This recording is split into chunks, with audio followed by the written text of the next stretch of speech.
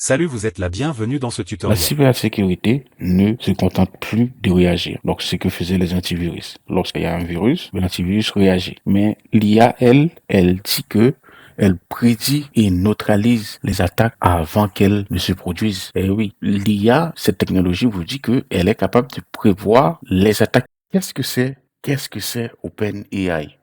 Qu'est-ce que c'est l'IA, l'intelligence artificielle? Pour les abonnés de la chaîne, je me dois de vous informer lorsque la technologie fait, surtout lorsqu'on voit que c'est du solide, ben je vais vous l'informer sur cette chaîne.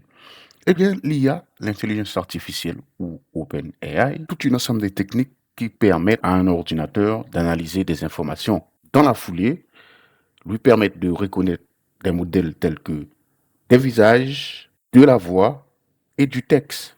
Et cette machine apprend, cette technologie apprend à partir d'exemples. Donc, vous lui donnez des exemples et lui, il emmagasine pour pouvoir partager l'information que vous l'auriez fournie en fait. Eh bien, l'IA prend des décisions aussi. L'IA génère du contenu sous forme de texte, images et musique. En gros, c'est une machine qui apprend et s'adapte. Rien de spécifique, ne vous inquiétez pas, l'IA est là, on va s'en servir pour le bien. OK?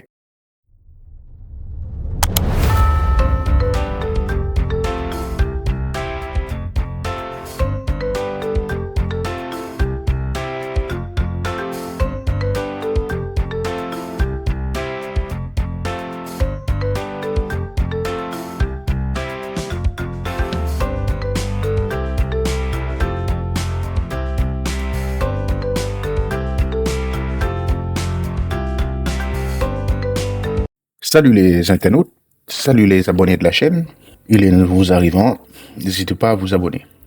Aujourd'hui, je vais vous faire un panorama clair des tendances informatiques en 2026. En 2026, on ne sait pas encore ce que ça va être à l'avenir, mais vous avez une technologie qui a fait surface et on dirait que pour de bon. Cette technologie s'appelle IA, les intelligences artificielles. En 2026, la cybersécurité préventive, les supercalculateurs et les performances natives IA dominent l'actualité tech cette année. Et oui, comme je vous ai dit, cette technologie a fait son apparition et du succès. 2026 confirme une transformation profonde des métiers, des infrastructures et tout ça. Qu'est-ce que ça annonce tout ça? Ça dit que il y a certains métiers qui vont subir certaines pénuries, quoi. Puisque cette technologie, apparemment, ça joue sur pas mal de métiers. Comprendre les grandes tendances de 2026, c'est qu'il faut savoir que l'année 2026 marque une accélération sans précédent dans quoi? Dans l'intelligence artificielle générative. Ça veut dire que ce sont des robots qui sont là en train de générer du contenu à la place des mecs qui faisaient du contenu, quoi. La cybersécurité préventive, donc les antivirus, eux-mêmes là, vont prendre un coup. Préventif, ça veut dire que ça prédit avant que ça arrive. Or que les antivirus, il faut que ça arrive d'abord, que ça puisse le capter et le nettoyer. C'est pour ça que je vous dis, certains informaticiens peuvent être à la traîne pour le boulot parce que, ne serait-ce que par exemple les supercalculateurs IA, ça c'est pour traiter des données importantes. Donc les multi-agents, tout ceci, l'informatique confidentielle, tout ça, ça promet pas mal de choses. Donc je sais que l'intelligence artificielle tourne quand même sur une machine, c'est l'essentiel.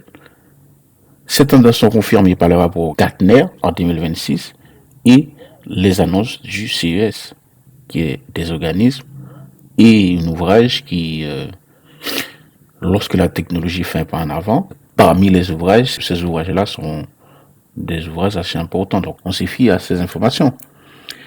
Donc, l'IA générative devient natif dans les outils de développement. Ça veut dire quoi? Les développeurs web, les codeurs, ça aussi, ça prend une baffe. Pourquoi? Parce que à partir de l'IA, apparemment, on peut développer des logiciels. Donc dans ce cas, si on résume, les performances de développement natif IA permettent de créer des logiciels en utilisant directement l'IA comme moteur principal. Ça dit ce que ça dit. Et elle s'automatise. C'est-à-dire que l'IA est capable de développer des logiciels. Les générations de code, les tests, la documentation, l'optimisation continue. Ça veut dire que les développeurs, eux, deviennent des architectes plutôt que des codeurs.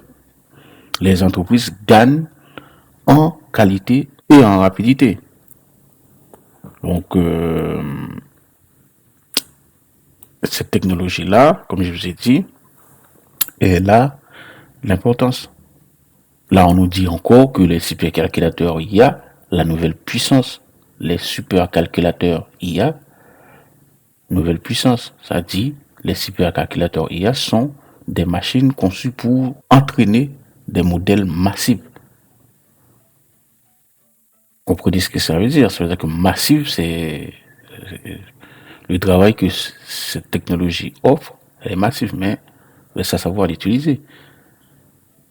Donc, LLM, version agent autonome. C'est-à-dire que les agents sont autonomes. Vous êtes capable de travailler, même si vous n'avez rien, vous faites un travail. Par exemple, les applications simulation scientifique, c'est introduit dans la science. Cette technologie, elle fonctionne avec la science aussi.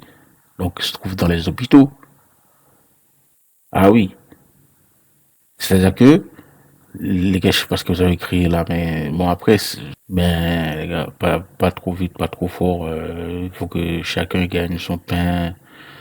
Voilà, tranquille. Il faut que chacun puisse se trouver quoi.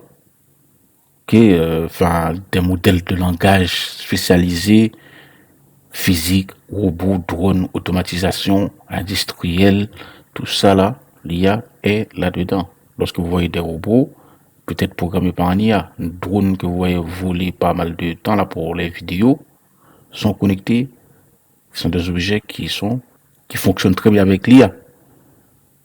Donc, le CES 2026 met en avant des machines capables de traiter des volumes de données colossaux en temps réel. Donc les machines IA, ce qu'un humain peut faire dans 7 semaines, lui, il fait ça dans 8 semaines en avant. Alors qu'avant que l'humain commence à faire ça, lui, il peut faire ça. Tu vois, mais certaines choses, hein, tout ce qui est texte, vidéo, même de la musique, ben ça reste quelque chose qui vous crée de la musique. Ou après, ça reste que si ça vous plaît ou pas, mais il vous crée de la musique. Donc, des vidéos, c'est-à-dire que vous pouvez avoir des vidéos sur le net qui paraît réelles, mais c'est des choses faites par l'IA. Attention aussi de la tromperie là-dedans. En fait, le concept, la cybersécurité préventive, ça, c'est dans la cybersécurité. C'est là que les virus, les antivirus, là, c'est là qu'ils vont prendre un coup, parce que l'IA contre les menaces. Je veux dire que la cybersécurité ne se contente plus de réagir. Donc, c'est ce que faisaient les antivirus. Lorsqu'il y a un virus, l'antivirus réagit. Mais l'IA, elle dit que elle prédit et neutralise les attaques avant qu'elles ne se produisent. Eh oui.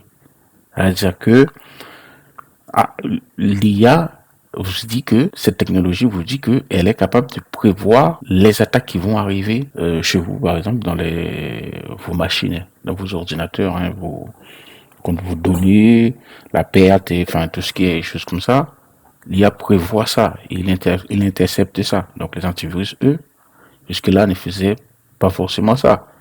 Donc je sais que bon, je connais pas tous les antivirus, mais voilà, il y a quelque chose qui vous dit que il y a de détection, comportement, analyse prédictive. C'est là qu'il va dire s'il y a quelque chose qui va arriver. Système autonome et réponse. Ouais. Pourquoi c'est crucial tout ça? C'est-à-dire que les attaques deviennent plus rapides, plus sécurisées et plus difficiles à détecter.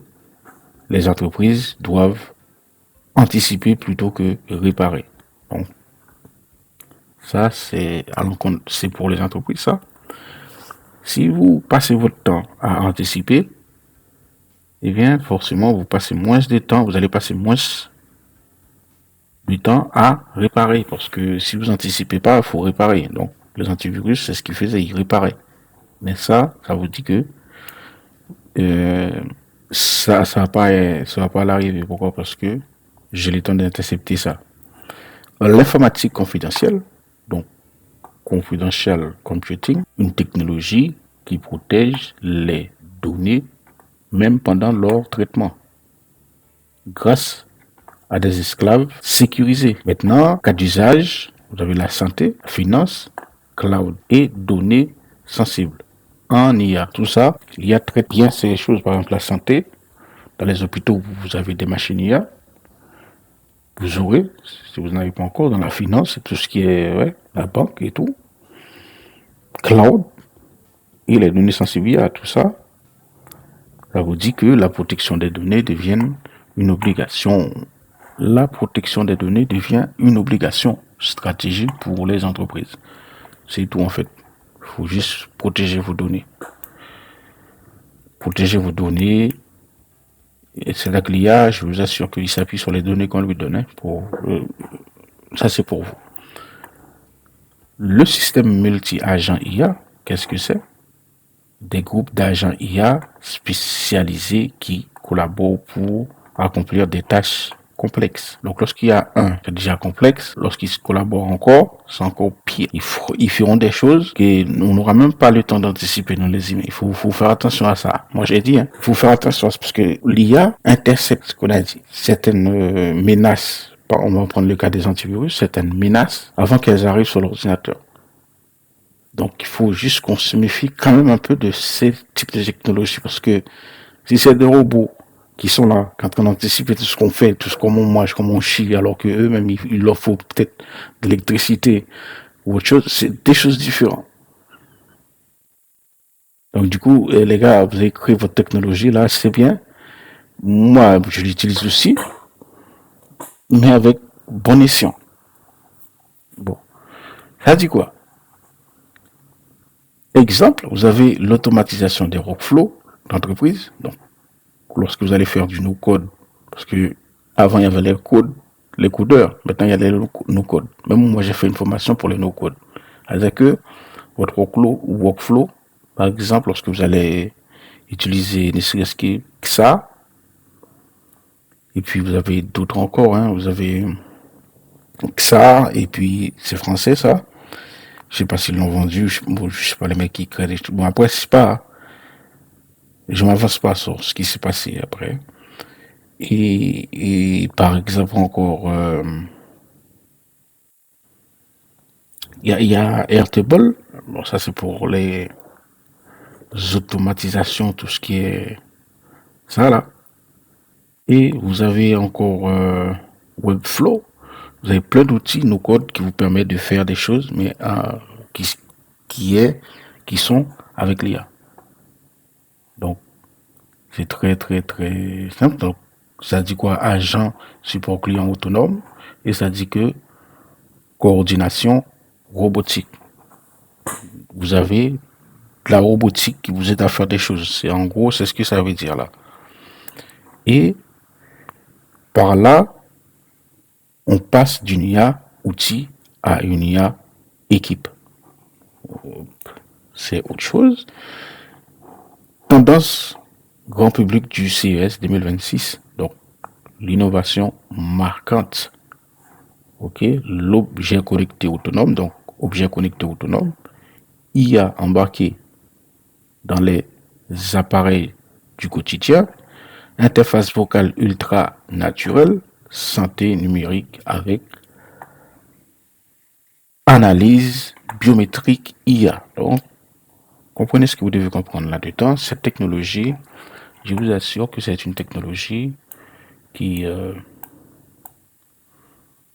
moi, m'effraie pas que ça, parce que je suis déjà dans le domaine, bon, il suffit que je m'adapte un petit peu.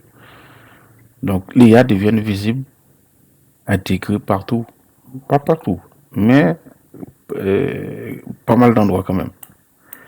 Oh, Conclusion, comment se protéger? Très simple. Pour rester à jour en 2026, apprendre les bases de l'IA générative. Ça, c'est un conseil. Si vous voulez savoir cette technologie, bon, il y a des organismes de formation, ou sinon suivez des tutoriels sur Internet, vous allez pouvoir vous en sortir. Comprendre l'enjeu de cybersécurité. Ok, c'est format aux outils IA natifs. Donc c'est formé aux outils IA natifs. Donc, j'avais dit, il y a 3 choses à faire si vous voulez vous personnaliser dans l'IA, suivre les innovations du CES et du Gartner. Si tu veux, je peux aussi, ça c'est autre chose. Donc ça c'est, après je vais vous donner les top 10 des actualités, mais on verra ça après. Bon, c'est tout. À bientôt pour d'autres